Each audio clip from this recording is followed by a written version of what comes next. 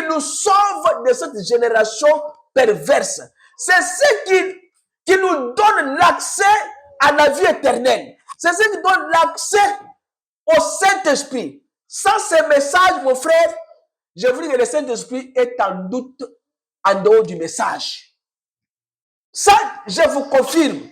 Le Saint-Esprit est en doute en dehors du message. Ils peuvent en avoir, nous acceptons. Mais on a madame dit que quand le Saint-Esprit entre en vous, vous avez une nouvelle vie. Maintenant, votre nouvelle vie maintenant doit se concorder avec la parole de Dieu.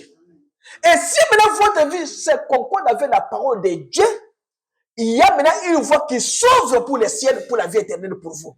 Et vous avez automatiquement le visage du ciel. Mais si vous dites que vous avez le Saint-Esprit et que votre vie ne coïncide pas, quelque part ne se rencontre pas avec la parole de Dieu, non, il y a une doute. Tu peux crier, tu peux cribiter par terre, parce que les démons aussi crient. Les démons aussi cribitent aussi par terre. Les démons aussi prophétisent. Les démons aussi interprètent aussi les messages. Les démons aussi guérissent. Les démons, ils viennent comme ça, ils vous guérissent et vous partez. Mais la différence est quoi? La vie qui est derrière l'homme. C'est ça, c'est que le problème. William Bayam dit que c'est à partir de là Paris et que Christ est devenu notre agneau. De même, les jours où la dénomination a crucifié la parole de Dieu et a accepté un credo au lieu de la parole, c'est ce jour-là que la parole a pris pleinement effet.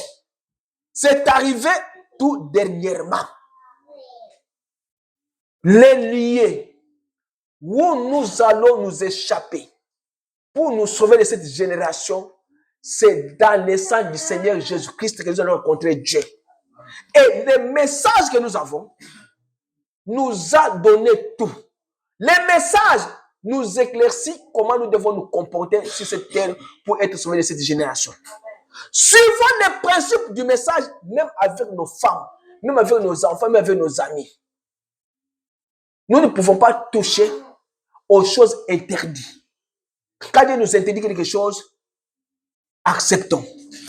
Et voyons que maintenant que nous vivons, la génération est perverse. Une mauvaise génération. L'alcoolique, les fétiches, la sorcellerie, la jalousie, l'hypocrisie, toutes sortes de vies mondaines sont maintenant dans le message. Les gens qui sont dans le message font même plus que même ceux-là qui sont en dehors du message. Alors sauvons-nous de cette génération et soyons dans le sang versé le Seigneur Jésus-Christ pour que nous puissions être sauvés de cette génération. Que le Seigneur vous bénisse.